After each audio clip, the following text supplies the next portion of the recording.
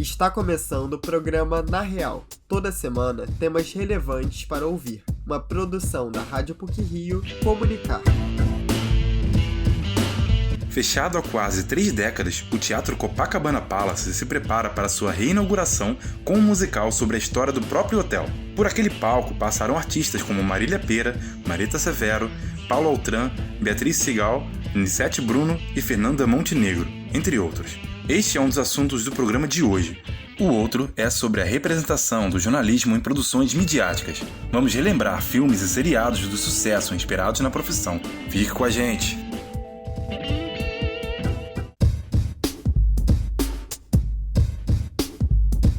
Fundado em 1949, o Teatro Copacabana Palace tem muita história. Além de vários sucessos, musicais e peças, ali aconteceu até um incêndio. Depois de 3 anos de obras de revitalização, o bairro de Copacabana e a cidade do Rio estão prestes a ganhar de volta mais esse espaço cultural, conforme nos conta a repórter Érica Levigard. A equipe do Copacabana Palace, um dos hotéis mais renomados do Rio de Janeiro, anunciou a reabertura da sua clássica casa de espetáculos. Fechado há quase 3 décadas, o Teatro Copacabana Palace foi palco para artistas de destaque nacional, como Fernanda Montenegro, Paulo Altran, Marília Pêra e Marieta Severo. Depois de um processo de revitalização de 3 anos, o local será inaugurado em novembro e vai apresentar um musical sobre a história do hotel. O projeto do novo Teatro Copacabana é do arquiteto Ivan Rezende e envolve mais de 600 profissionais. Com capacidade para 332 lugares, distribuídos entre plateia, balcão, 4 frisas e 6 camarotes, o espaço contempla elementos decorativos testemunhos da história do hotel do grupo Louis Vuitton, como lustres, arandelas de cristal, pinturas à mão e tecidos com cores exclusivas. Também foram desenvolvidas poltronas para pessoas obesas e espaços destinados a cadeirantes, assim como elevadores que se estendem ao palco e aos camarins. O projeto ainda engloba a implementação de um sistema de ar-condicionado importado dos Estados Unidos, cujos responsáveis afirmam expelir uma substância para eliminar vírus dos recintos, inclusive o da Covid-19. O Teatro Copacabana foi fundado em 9 de setembro de 1949, com a peça Mulher do Próximo, de Abílio Pereira de Almeida. Pioneira na Zona Sul carioca, a Casa de Espetáculos consolidou um tipo de teatro de alto padrão de produção, com peças refinadas e pensadas para uma faixa abrangente do público. Em 1953, um incêndio atingiu o local, mas o espaço foi recuperado e reaberto em 1954. 40 anos depois, o Teatro Copacabana Palace foi fechado por problemas administrativos. Em 2018, as obras para um novo projeto de revitalização iniciaram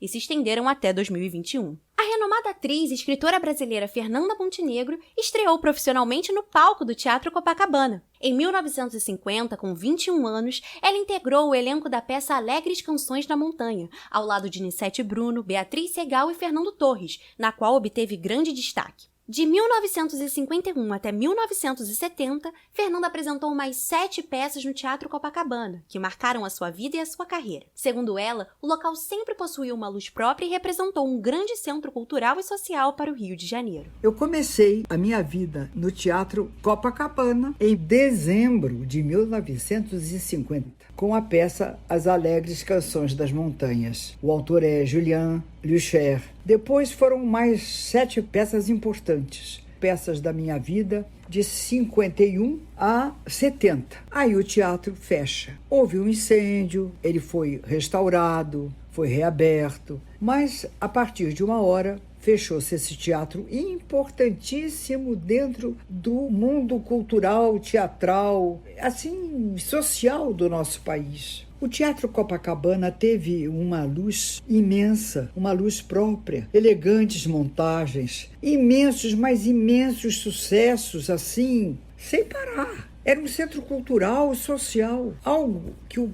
Copacabana Palace trazia para o carioca, para o turista, sempre lotando aquela sala, porque o teatro dizia alguma coisa como o Rio de Janeiro. Fernanda Montenegro ressalta a importância dos teatros. Para ela, a reabertura da Casa de Espetáculos do Copacabana Palace simboliza um renascimento, tanto para o Rio de Janeiro quanto para todo o país. A atriz de 92 anos espera que o palco, que marcou o início da sua trajetória, traga esperança e torne a cidade mais participante da cultura. Fechar um teatro, culturalmente, é morrer um pouco. Reabrir um teatro é renascer um bairro, é renascer uma cidade. E sem exagero, reabrindo os teatros é renascer um país. Portanto, bem-vinda a essa reabertura desse teatro para o Rio de Janeiro. É um centro cultural de imensa história, de calor humano, de vibração, de uma realidade esperançosa no Brasil. Então é isso que a gente quer de volta e que o Teatro Copacabana nos traga isso de volta. Uma cidade bem mais vibrante, bem mais participante da nossa cultura. Apesar da reforma, a programação do teatro continuará a privilegiar montagens com grandes elementos visuais e sonoros. O primeiro espetáculo a estrear será Copacabana Palace, ou musical, que vai recriar momentos emblemáticos da história do hotel. Idealizado e dirigido pela dupla Gustavo Abner e Sérgio Modena, a peça tem texto da dramaturga Ana Veloso e da produtora e professora da PUC-Rio, Vera Novello. Gustavo, que é ator e diretor,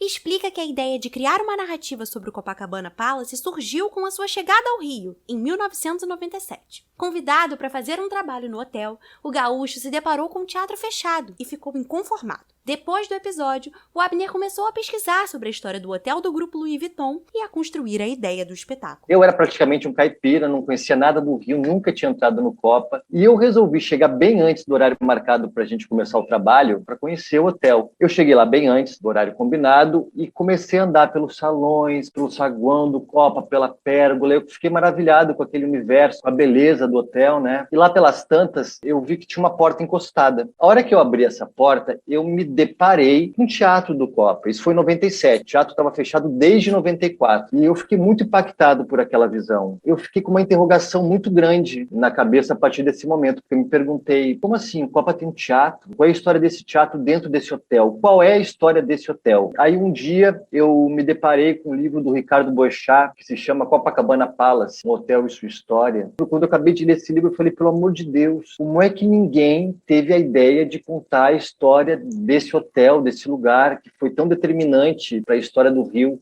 Gustavo Abner acredita que a história do Rio de Janeiro se divide em antes e depois do Copacabana Palace. Segundo o diretor, foi a partir da construção do hotel em 1923 que a Zona Sul carioca começou a se configurar.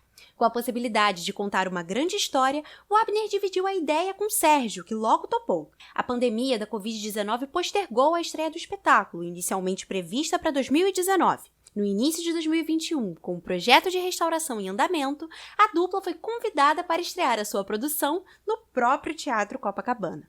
O ator e diretor Sérgio Modena explica que a proposta da peça é mostrar a perspectiva de Mariazinha, esposa do fundador do hotel Otávio Guinle. Com o falecimento do marido, ela assumiu a frente do Copa em meio a uma emergente crise econômica no Brasil. Nesse cenário insustentável, a viúva, prestes a vender o hotel, começa a relembrar toda a história do Copacabana Palace. A peça começa no momento que ela está para vender aquele empreendimento, que ela tem uma história toda de vida, né, no qual ela participou e que ela foi uma agente fundamental. E nesse momento que ela está vivendo este conflito, essa dúvida, ela começa a relembrar os áureos tempos, toda a história que ela passou ali junto com o Otávio, no momento que o Otávio começou a construir, pensando que o hotel seria inaugurado no centenário da independência, e isso vai sendo linkado com inúmeros fatos e histórias que aconteceram lá. Hóspedes célebres que passaram por lá, como Orson Welles, como Carmen Miranda, Marlene Dietrich, grandes eventos que aconteceram lá, os shows no Golden Room, no próprio Teatro do Copacabana, as personalidades políticas que apareceram lá. O Copa também foi palco de inúmeras decisões importantes que tinham a ver com a política nacional. Então essa é a premissa de um ponto de vista feminino, afetivo, que conta a história desse grande empreendimento. Sérgio Modena ressalta que, somado ao ponto de vista feminino da narrativa, a equipe criativa de Copacabana Palace, o musical, também terá mulheres em importantes posições, como dramaturgas, cenógrafa e figurinista. A previsão de estreia do espetáculo é dezembro deste ano, e os diretores desejam mostrar a potência cultural do Rio de Janeiro e do Brasil através da afetividade. Depois de quase 30 anos, o Teatro Copacabana será reaberto. Restaurada, a Casa de Espetáculos traz maior acessibilidade e estreia com um show que objetiva provocar a esperança por um Brasil melhor, através da história do hotel, que foi um grande radiador e catalisador da cultura nacional. Érica Levigar, para o Na Real. Desde Clark Kent, dublê de herói e repórter de um jornal de ficção, o Planeta Diário, de Metrópolis, passando pelo caso Watergate, um escândalo político ocorrido em 1972, que culminou com a renúncia do então presidente Richard Nixon, e Spotlight, Newsroom e The Morning Show. Esses são apenas alguns exemplos da representação do jornalismo em produções midiáticas. Vamos saber mais um pouco sobre esse interessante tema com o repórter Júlio Castro. Jornalistas são figuras carimbadas em produções midiáticas. O cinema e o jornalismo sempre estiveram lado a lado, e essa combinação já rendeu inúmeras cinematografias que marcaram época. O clássico herói da DC Comics, Super-Homem, é um exemplo. Quando não está em batalha contra vilões para proteger o planeta, Clark Kent coloca os seus óculos e atua no jornal Planeta Diário. Clássico do cinema, Todos os Homens do Presidente, de 1976, apresentou ao público o papel do repórter e a importância da manutenção do contato com fontes, ao mostrar a história real de uma dupla de jornalistas que investiga o escândalo de Watergate para o Washington Post. O longa Spotlight, vencedor do Oscar de Melhor Filme de 2016, é outra produção extremamente importante. Para o professor do Departamento de Comunicação Social da PUC-Rio, Alexandre Caroli, Spotlight é como uma aula de jornalismo, pela fidelidade ao retratar a construção de uma matéria investigativa. O caso do Spotlight é um caso muito particular. O filme tentou reproduzir um acontecimento verdadeiro, que apresenta ali muitos aspectos significativos da dinâmica da vida de uma redação e, num caso específico, daquela apuração, eu acho que eles conseguiram realmente mostrar como foi esse processo e como foi a evolução do trabalho deles. O professor da PUC-Rio, Alexandre Caroli, acredita que, por muitas vezes, existe uma representação clichê do jornalista. Ele critica a estereotipação negativa dos profissionais da área, que, principalmente na TV, são apresentados como antiéticos e interesseiros. Às vezes tem essa representação, assim, digamos, clichê, que pode ser uma representação clichê legal, bem feita. O problema é quando você desvirtua, você caracteriza de uma forma irreal. E isso acontece muito na TV, inclusive nas novelas brasileiras. Algumas novelas, digamos assim, estigmatizam a figura do jornalista como uma pessoa antiética, interesseira, sem escrúpulos, está querendo prejudicar alguém, entende? Isso me incomoda bastante. As produções televisivas também costumam abraçar histórias sobre jornalistas. The Newsroom, da HBO, mostra os bastidores de um fictício canal de TV a cabo focado em notícias. A série logo se tornou um clássico, assim como House of Cards, da Netflix, que apresenta alguns dos desafios da cobertura política nos Estados Unidos. Com a segunda temporada em exibição, The Morning Show é outro exemplo. O drama do serviço de streaming Apple TV Plus é encabeçado por Jennifer Aniston, Reese Witherspoon e Steve Carell. A série retrata a produção de um programa jornalístico matinal e denuncia graves problemas sociais, como assédio sexual dentro do ambiente de trabalho e a resistência inicial da mídia em cobrir o que seria a pandemia da Covid-19. Para o jornalista e editor audiovisual da Rede Globo, Gilberto Júnior, The Morning Show se destaca, sobretudo, por apresentar ao público a complexidade humana presente no ambiente jornalístico. The Morning Show, a figura do jornalista, ela não é configurada só entre vilão e herói, né? Porque eu acho que a série tem um tempo maior de mostrar a complexidade de cada personagem, né? Que é isso, o jornalista, além de tudo, ele também tem suas complexidades, né? Ainda mais pelo tema da série. Além de movimento, né, que é o Me Too, ele configura tipo a visão de um corporativismo dentro do jornalismo, dentro de uma pauta, ao mesmo tempo que é pesada, é importante falar, que é sobre assédios e tudo mais, né? Apesar de todas as dificuldades enfrentadas ao se adaptar à imagem e rotina de trabalho de jornalistas, a relação da profissão com o audiovisual continua forte e responsável por inúmeros sucessos de crítica e público. A representação de jornalistas influencia a maneira como a população enxerga esses profissionais e inspira crianças e jovens a seguir a carreira da comunicação social. Júlio Castro e Luiz Felipe Azevedo para o Na Real.